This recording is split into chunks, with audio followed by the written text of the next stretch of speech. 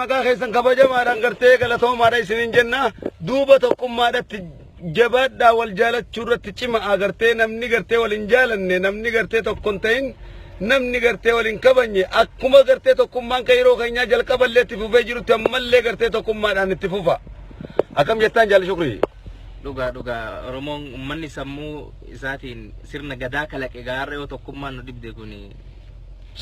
safuudha ulfaadhaa isin jaaladha naa jiraadha lammii namni harka ifiitiin sirna gadaa kalaqe arda yoo tokkummaa dadhabee arra yoo tokko ta'uu dadhabee safu hayyee kabajamaa gaazexeessaa keenya Usmaan maal jettaan ilmaan Oromoo kanaan kayroo teenya tanaan waa'ee tokkummaa kanarratti Kadir martuu fi Shukrii Jamaal anis akkuma isin jettan jedha tokkummaan yeroo ammaa kana cimee jira tokkummaa jechuun ragaan guddaan biyya keessa dargaggoonni tokkummaadhaan ka'anii mormii keessatti hirmaachuun isaanii kan kana caale hin jiru tokkummaan kan barbaachisu eenyu keessumattuu jaarmiyaalee siyaasaa Oromoo akkasumas hawaasa Oromoo biyyoota alaa jiran malee ummata Oromoo biyya keessatti tokkummaan hin barbaachisu already tokko ta'anii jiru kanaaf kanneen ala Ye ummata biyya keessaatiif ummanni biyya keessaa tokko ta'ee jira kan biyyaan baatiif kan biyya alaa tokkummaa ijaarachuu tokkummaa cimsuu wal jaalachuu wal jala deemuudha dirqama hayyee galatoomi maqaa kee kabajamaadhaan sin jenna gaazexeessaa keenya walisaa keenya Shukrii galatoomi isin wanni takkalleen akka isinitti hin dhaga'amne jechuu gartee wanni hundi ni taha nuti gartee dhiirummaa teenyaaf gartee diina dura dhaabbanne malee wanta dhiirummaa teenya malee gartee kuni waan biraati miti akka mileen isinin jenna galatoomaa isinin jenna maqaa keessan kabajamaadhaan galatoomaadha gartee galatoomaa jiraadha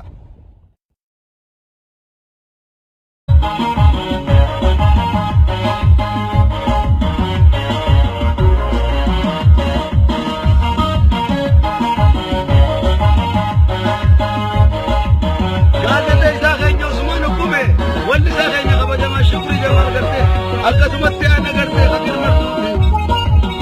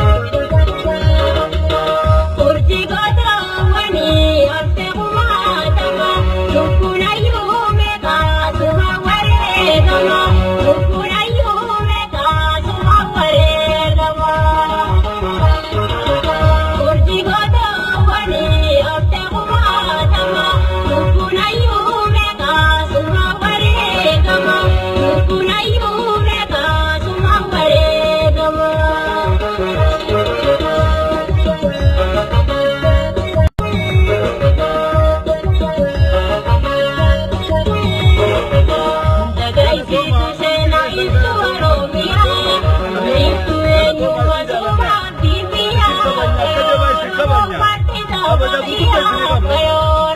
Abshir jaa. Galatoomaa.